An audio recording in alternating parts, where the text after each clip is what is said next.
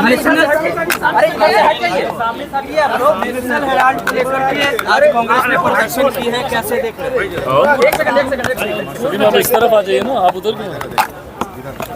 ED office पर कांग्रेस के कार्यकर्ता ने हंगामा किया। नीचे करो ना, अरे भाई नीचे करो ना, तब तो नीचे होगा, आराम से हाथ हटा दिया तब तो नीचे कर ले भाई, थोड़ा नीचे कर लीजिए। कांग्रेस ने आज प्रदर्शन किया है, कैसे देख रहे हैं? करें भाई, देखिए ये तमाम जांच का विषय है। अगर इसमें कोई दोषी है तो ज़रूर कार्रवाई होगी। कानून से ऊपर तो देश में कोई नहीं है ना।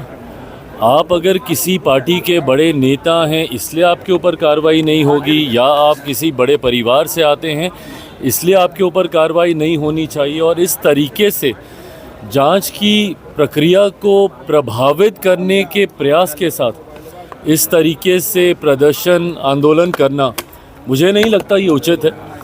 जांच हो, अगर आप दोषी नहीं हैं तो आपको डरने की ज़रूरत नहीं है। बट हाँ, अगर आप दोषी हैं तो भले आप कोई भी हों, कितने भी बड़े परिवार से आप रिश्ता रखते हों या पार्टी में आप किस पद पर हों, कार्रवाई ज़रूर होगी, सज़ा ज़रूर मिलेगी। सर, कल तेजस्वी यादव जो है कांग्रेस के राष्ट्रीय अध्यक्ष कल इंडिया अलायंस की बैठक होनी है, मुलाकात हुई, लेकिन कल इंडिया सीटों को लेकर के नतीजे नहीं देखने को मिले, ना ही सीएम फेस को लेकर के नतीजे। कल बैठक भी होगी, कल भी बैठक होगी, कल इंडिया अलायंस की बैठक होनी है। हाँ तो ठीक है, करें बैठक भाई, क्योंकि इन लोगों के बीच में तो बहुत ही विवाद है। जिस तरीके से कांग्रेस, और हम बार बार इस बात को कह रहे हैं, एक वर्चस्व की लड़ाई गठबंधन के घटक दलों के बीच चल रही है। राजद जिस तरीके से अपने आप को एसर्ट करने का प्रयास कर रही है, अपने चेहरे को आगे करने का प्रयास कर रही है, उसी तरीके से कांग्रेस भी अब ना सीटों को लेकर कोई समझौता करने के मूड में दिख रही है और ना ही सीएम फेस में अपने आप को रेस से बाहर करना चाह रही है। ऐसे ऐसे नेताओं के साथ उन्होंने गठबंधन या उनको अपने साथ शामिल करने की सोच रखी है, जिससे राजद को लंबे समय से ऐतराज़ रहा है। जिस तरीके से पप्पू यादव जी भी इनके अधिवेशन गए, वहाँ पर बातचीत, तो ये तमाम चीज़ें दर्शा रहा है कि कहीं ना कहीं सब कुछ ठीक तो नहीं है। तथाकथित महागठबंधन या इंडिया अलायंस जो भी है, सब कुछ वहाँ पे ठीक नहीं है।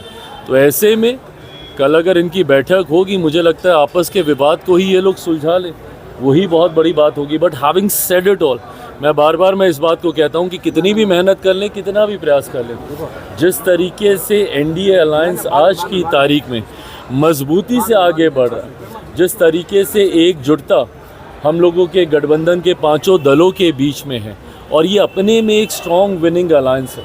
जिस तरीके से हमारे देश के प्रधानमंत्री बार बार बिहार आने का वो काम कर रहे हैं, लोकसभा के दौरान किए गए अपने वादों को पूरा करने का काम कर रहे हैं। आदरणीय गृह मंत्री जी जब आते हैं, उस वक्त हम लोग एनडीए के पांचों दल एक साथ बैठते हैं। तो जहां एक तरफ हमारी ताकत एक बड़ी जीत की ओर हम लोगों को अग्रसर कर रही है, तो वहीं दूसरी तरफ बिखरा हुआ विपक्ष स्वयं अपने आप को तबाह करेगा। ये आने वाले परिणामों में देखने को मिलेगा।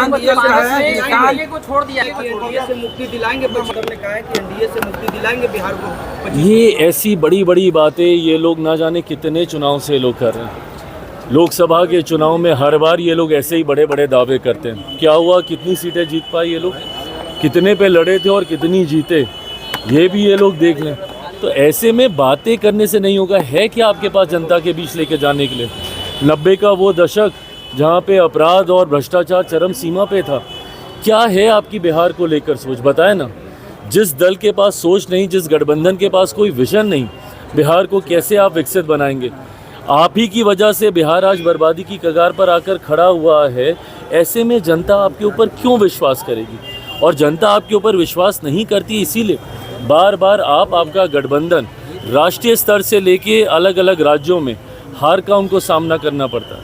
आप बता दीजिए, महाराष्ट्र में किस तरीके से इन लोगों का गठबंधन हारा, हरियाणा में किस तरीके से, दिल्ली में जिस तरीके से इन लोगों की हार हुई। विपक्ष आज की तारीख में कम से कम जनता के बीच अपना विश्वास पूरी तरीके से खो चुका है। ये लोग अलग अलग विषयों को लेकर मुद्दा बनाते हैं, वक्त को लेकर दुनिया भर का ये लोग आंदोलन करने का काम करते हैं। जब ये विषय आता है, क्यों नहीं इनके कोई बड़ा नेता जाके सदन में बोलता है? जब ये वक्त की जब बात चल रही थी राहुल गांधी जी, प्रियंका गांधी जी, इन लोगों ने तो बोलना तक ज़रूरी नहीं समझा। जितने विपक्ष के बड़े नेता हैं ऐसे समय में वो लोग खामोश हो जाते हैं। और तो और एलओपी होने के बावजूद राहुल जी मौजूद भी नहीं थे मोस्ट ऑफ द टाइम जब वहाँ पे डिस्कशन हो रहा था।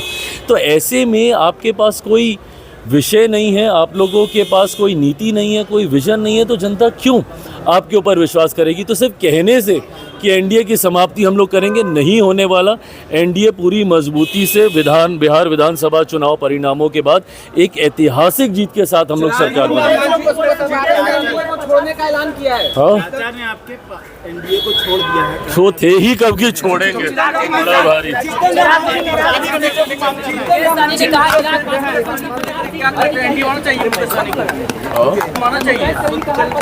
ये तो अभी कोई चर्चा का विषय ही नहीं है, ये कोई चर्चा का। मांझी जी 40 सीट मांग रहे हैं सरकार में कि हमको अपनी बातें रखने का हक अधिकार हर किसी को है, बट ये सार्वजनिक मंच पे की जाने वाली चर्चाएं नहीं है। गठबंधन के भीतर चर्चा होगी जिसका जितना हक अधिकार सम्मान के साथ उनको दिया जाएगा। चिराग जी निशांत का अरे आप ऐसे क्यों कर रहे हैं? चिराग जी निशांत का कहना है कि अमित शाह अंकल बोले हैं और सम्राट चौधरी बोले हैं कि नीतीश कुमार ही मुख्यमंत्री होंगे। हाँ, तो इसमें किसको डाउट है भाई? हम लोग तो कह ही रहे हैं कि गठबंधन का हिस्सा, गठबंधन का चेहरा उन्हीं के नेतृत्व में चुनाव लड़ा जाएगा और एक बार फिर से मौजूदा मुख्यमंत्री 2025 बिहार विधानसभा चुनाव परिणामों के बाद फिर से मुख्यमंत्री पद की शपथ लेंगे। इसमें किसको डाउट है?